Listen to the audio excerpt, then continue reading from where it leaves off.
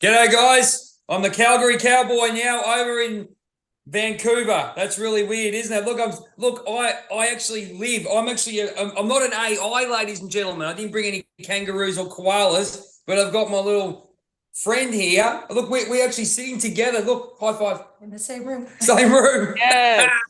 Look at that. That's good stuff. How are you? And how is everyone out there? This is Life Theories. This is hang on, get this out of here. Mate, this journey of mine's been friggin' amazing. But we've got a lot of stuff to cover today. A lot of stuff. We've had a lot of chats about stuff. There's a lot of stuff happening in the world today where we're not going to cover. I'm not going to give 5 minutes to, if you get where I'm going. 12 dinners, stuff that for a joke. But anyway, our own personal journey has been huge. And I think since the 30th of June, we've had a lot of stuff happen personally, and we're going to talk about it today on Life Theories. Main thing is focusing on yourself, focusing on your journey, focusing on your purpose, having some realities. How about if I start? Who's been in a natural disaster before? Hands up. Let's do the introductions. Probably have. Yeah. Yeah, let's start. We're in the same room. This is cool. How cool is this? I know. So yeah, hey, what's up? Sarah from Big Soul Healing. Just rocking out with Jay. Been taking him on the Bear Queen tour over here. And he's seen more bears hanging out with me than he went on an actual legitimate grizzly tour. And he paid money to go on a tour to see bears and saw no bears. He comes to my house for free and sees bears every freaking day. But I nearly got rammed by a bloody deer. Yeah, that was exciting. I got rammed by a deer. I'm being Steve. Going, come, this one, come on. Here comes the beer. Here comes the deer. And this guy goes, look, you better get in the car because you're going to get rammed. I go, right here. Anyway, how are you, Di? I'm pretty good. Yeah. I'm really happy to see that our soul family is like uniting or reuniting, I should say. It's pretty cool to see that, especially when there's so much going on in the world right now. I think we really need to come together and work together and help uplift the frequency, and we're all in different parts of the world. So I think it's really cool to watch that come together. Yeah. Because the people at the top work together, right? They work together to have all their agendas. So why don't we work together? That's part of the shift that's going on, like the unity consciousness, not the separation consciousness. Before Sarah jumps in, that's exactly right. It's curbing what we have to put our energy into, and look, it's freaking hard, man, isn't it? Yeah. It's freaking hard not to talk about shit that's happening. These big energy life events that just are demanding of your attention. They demand your emotional energy. They get you riled up. It's like to keep focused on yourself while all that stuff is going on. That's a whole practice in itself. Absolutely. And just being able to maintain that with all the chaos going on in the world and keep coming back to yourself, checking in, how does this feel in my body? How does this feel for me? How much of my energy do I really want to give this?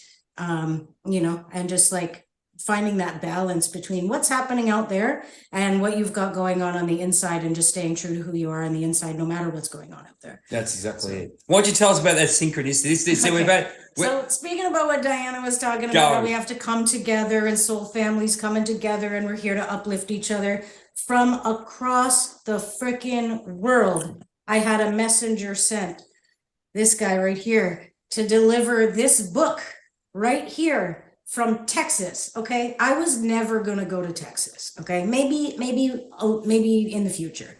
I had no direct plans or thought in my mind, hey, maybe I'll go to Texas.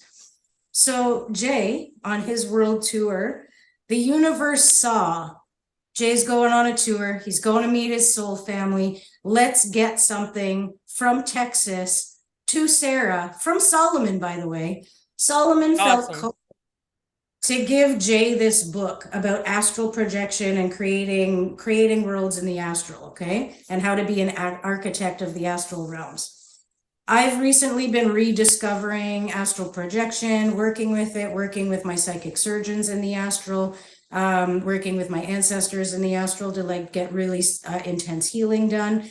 And I had just started doing that about 2 weeks ago. And in my very first reintroduction to astral travel. The floor in the room that I was in was glowing blue in the same way that the floor of this city is glowing blue. Wow.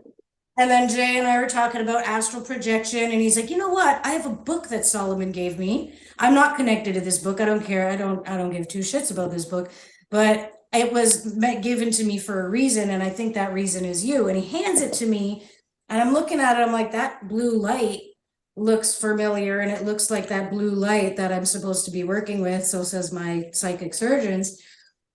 And Jay's like, well, I think this book was meant for you.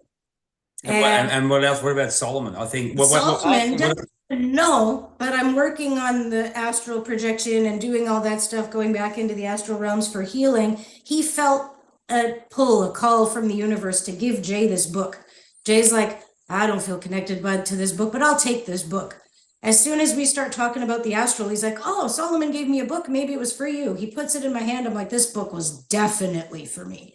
So it took Jay leaving Australia, stopping in Texas, and coming to me to get a book about the astral realms in my hands exactly when I needed it, from soul family to soul family, to get the information where it needs to go. Like, think about the orchestration of the universe that had to get Jay moving towards that book, and then to get Solomon ready to hand that book to somebody else because he was done with it. It was timing. And then Jay's bringing it here right when I'm like, hey, I'm looking into the astral world again. I've been to a lot of, I've been to see, obviously, Solomon, I've seen Luna, I've seen Jackie, I've seen Sarah now, and I've had a message for everyone. But the big message for me is I have this ability. Number one, I've restructured my whole life. I'm still writing stuff today. Number one, I'm a messenger. Number two, I've got the energy like crazy energy like Steve Irwin, which is fine. But the other thing is, the biggest one I've found is I actually project, and people can be themselves around me. Like, there's no judgment at all.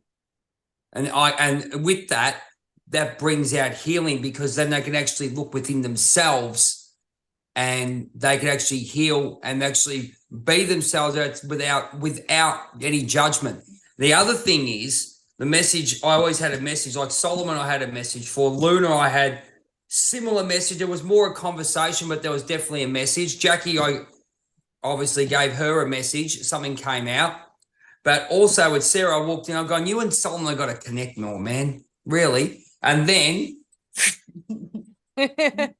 so in the astral realm, you're going to connect more. See, I've had this epiphany with this tour. What I've done is what it's still, and I think it comes down to, with me, what I wanted. Say, for example, I wanted this, say, rock star lifestyle. Say, just for words, right? Since I was a kid, I've moved into this stuff, which I'm very connected with, but I can still have both if I let go.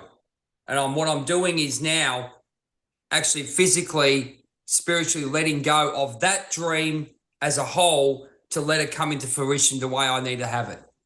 And then bringing this in because I need to have this. This is why you got to find that balance between what you need, what you want in your heart and what your purpose is too. Because you can't give away what you love.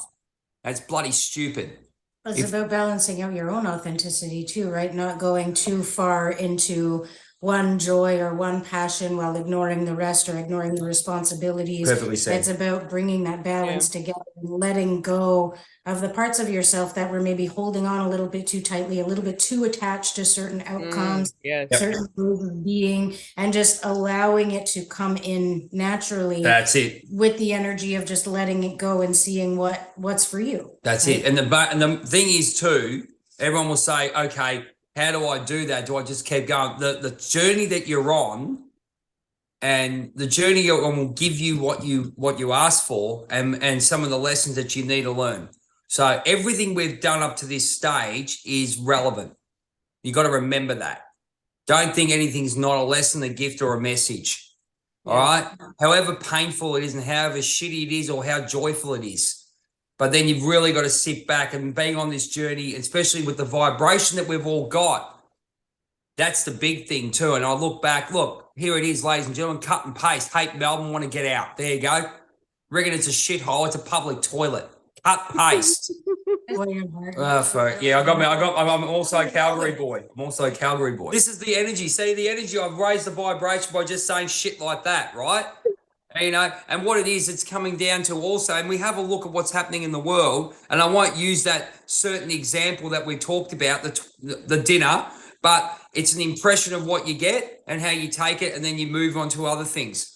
How are you going, Di? What's your go? I always credit you with some of the great things you're doing out there. I'll be honest, a lot of it is just sharing memes and I'm just recording what's on my mind. Like I'm just turning the camera on, we're having a conversation, I have shit to say, and it's very therapeutic for me as well, and it helps people. And a lot of it, I'm just using my like darkness, my experiences that I went through, my struggles, and like I just use it for inspiration. I mean, majority of my videos or anything that's not like astrology related is like all something I've struggled with, I've overcame, or like I'm always thinking different perspectives. I go deep into some things and then I get out of it, and I don't know, just doing my thing. I'm just trying to figure out what I want to do. Like even location wise, I don't know where I want to live either. You know, part of me kind of wants to move somewhere too.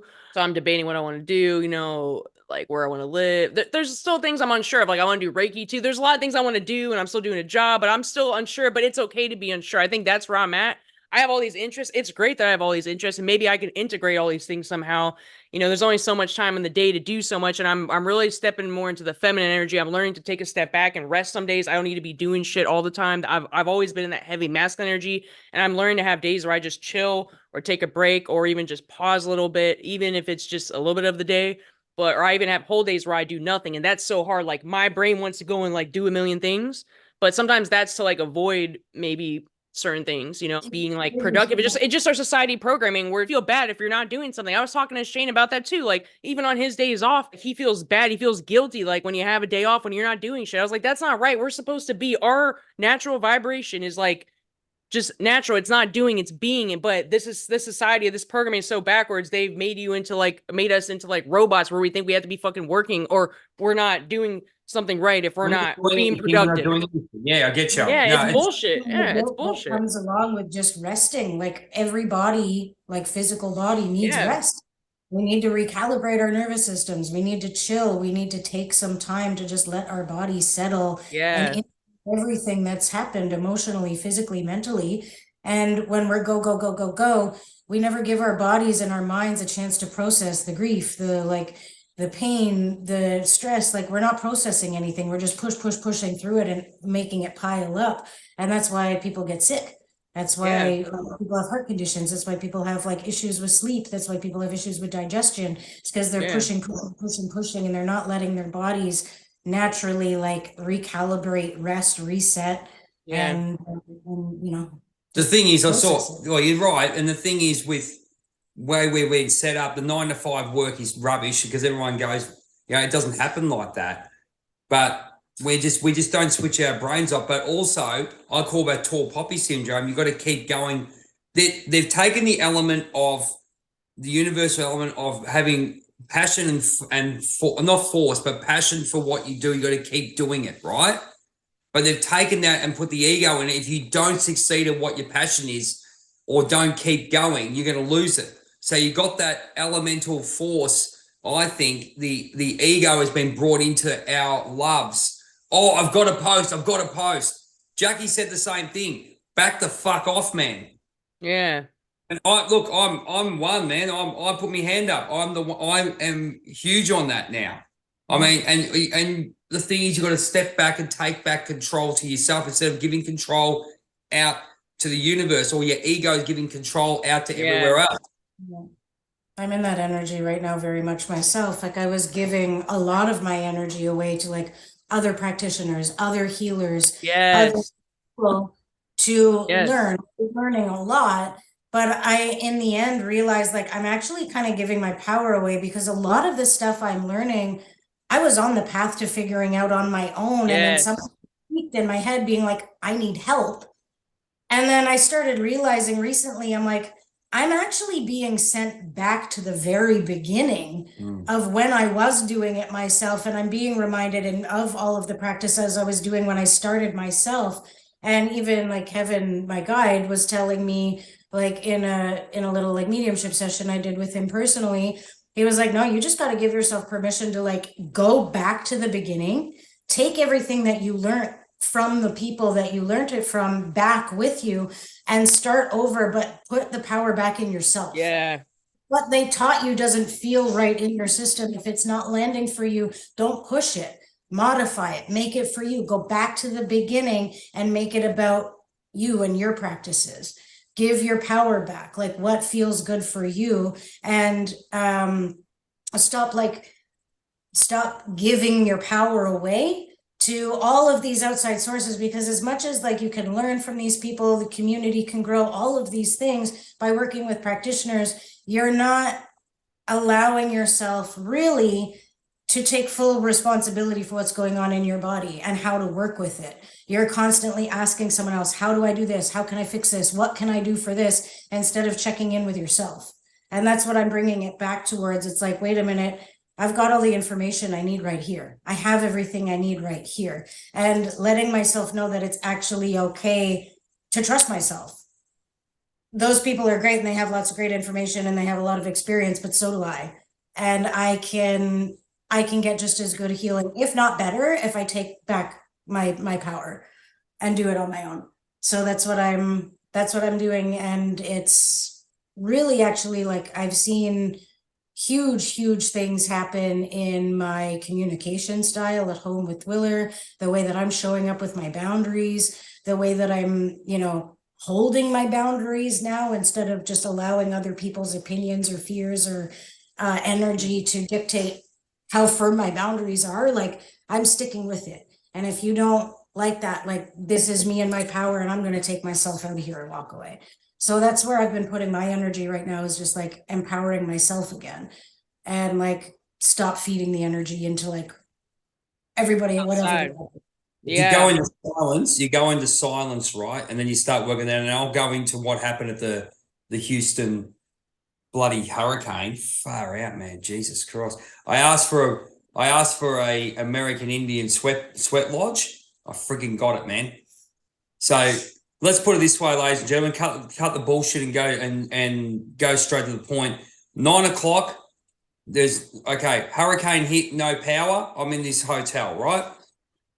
So it's like 35 degrees with about 80 to 90%, I say 90% humidity. We were told by the owners, go into your room, lock the door, lock the windows for the night. I'll leave it at that. I'm not going to go and speculate what could have happened if I walked out or left the doors open, okay? But I think you can work it out. When you go into an Indian sweat lodge, you got three things that happen. One, actually, basically got three things. Or three or four things that might happen. Number one, you sit there and you breathe and you look at yourself. You got nothing but you, yourself, your spirit, and your heart, and whatever else. You're looking into that. It's you, the mirror, and you. There's the three things, right? You got nothing else. And I have to actually say, the first time in my life, I purely talked to my inner child. Because all these things, mate, you got nothing to do. You're laying there with nothing to do because you got to wait till the morning, and you've got to sleep, and you're trying to sleep, and it's shit, and it's hot, and it's crap. The dunny's blocked, toilet, dunny, whatever.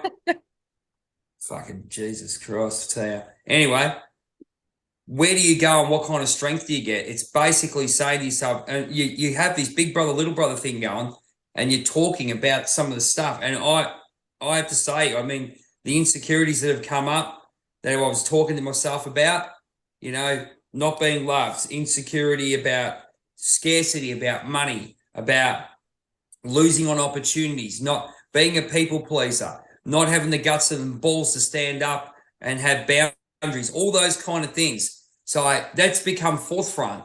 And then when I stepped out of it, I started to apply that. And when you applied it, if you didn't apply it, you came back to balance and you weren't in balance. You felt it quicker. And you have an understanding of that. Yeah. So, yeah. So that's how it was simple as that. And, it was wasn't a very nice experience. I'll tell you that. That's when I got through it.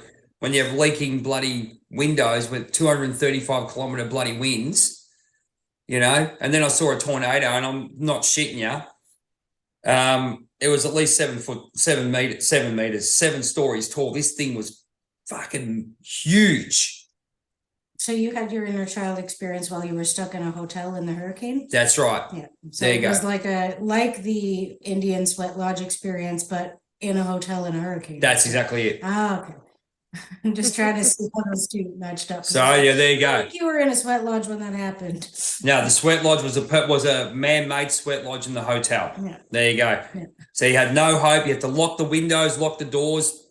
Keep yourself safe. Keep yourself safe. Leave it at that until the morning hit. Yeah. And it was like 90% humidity at night.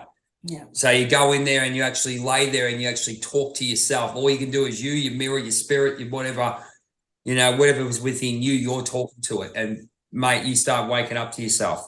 And now it's starting to get some clarity on where you have to go in life and all that. I've been writing about that. But that's a simple fact of life, how it is. And all I can tell you is big brother talked to little brother when certain things were thought about, went back into time and particular situations that came up during the shadow work that I could say that triggered my subconscious and trained my subconscious to be a certain way, came up, healed it, and say, look, if it comes up, we'll deal with it, but you've got more strength to understand it. All those kind of things have happened, which is great. There you go. That's great. You really learn a lot when you sit with yourself, you know, like without distractions, without your phone, without doing work, when you just sit in presence and silence. I practice this a lot, and your brain wants to go off on a million different things, but you can really find like a lot. Like I consider that a little bit of shadow work, because you're like just sitting with your raw emotions, and it's going to come up. You don't have anything to distract you from feeling that, you know, and that's really helped me when I went to that holistic rehab. Like, was just, you know, we weren't even able to eat sugar for a little while. We weren't able to have our phones for a little while. Like, there's a lot of things that were like, you know, to help us heal and stuff. And that's when I did a lot of shadow work, because I had to sit with like raw, and I was already feeling like burnout from like my brain was not right from, it was burnt to a crisp from like doing all the shit I was doing, like through the substances and stuff. So like that's when a lot of shadow work's done. But that's how you can really empower yourself, because when you can be cool to sit alone and like be in your own energy and not have to have someone there all the time, or not have to have whatever to distract you with food, TV, right? It's like that's when you can really do some inner work and what's coming up for you. And you can pay attention to your body too. Sometimes when I actually sit with myself and turn off everything, tension in my body that I didn't feel, I'm like, oh, why do I have why is my body tense there? You know, there's some kind of stress there, and maybe I need to like sit with or meditate, or, you know, what is it telling me? I know sessions with Sarah where we like sat and, you know, what's your body like telling you? And I've been doing more work with that too. Your body tells you a lot, man. If you just sit with it, if you pay attention and